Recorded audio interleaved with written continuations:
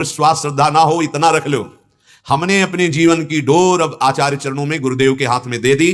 बहुत से जन्म विषयी विषयी पुरुषों में नाना प्रकार के प्रपंच में दिया। अब एक बार दांव खेलते हैं ये, अब जैसा आदेश होगा वैसा जीवन होगा। अब जो भी हो परिणाम में, तो परिणाम होंगे प्रियालाल, दूसरा कुछ नहीं होगा। भगवत कृपा उसी पर उतरती है।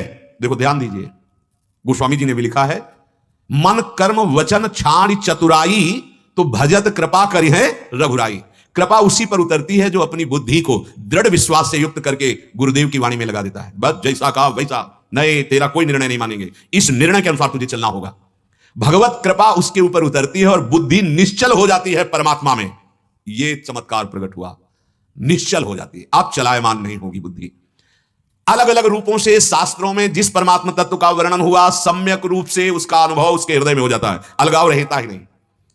जैसे कोई किसी भी धर्म का पालन करने वाला हो, गुरु कृपा से जब सामने उपस्थित होता है तो एक ही बात लगती, मेरे प्रभु इस रूप में पधारे हुए। बस एक कौन है, कहां का है, कैसा है, ये हमारे जानने का विषय नहीं, ये हमें तो यही जाना गया है। ये क्रूरा पहला श्री गुरुदेव के मुख से निकला हुआ श्लोक, पहली मुलाकात, पहला श्लोक यही आधा बोला था, क्योंकि प्रश्न था सर्वम खल्विदं ब्रह्म। तो कहा जो क्रूर हैं, पापी हैं, संतों के संभाषण योग्य भी नहीं, वो भी साक्षात मेरे राधा वल्लभ लाल है, ऐसी मेरी दृढ़मति है निहाल।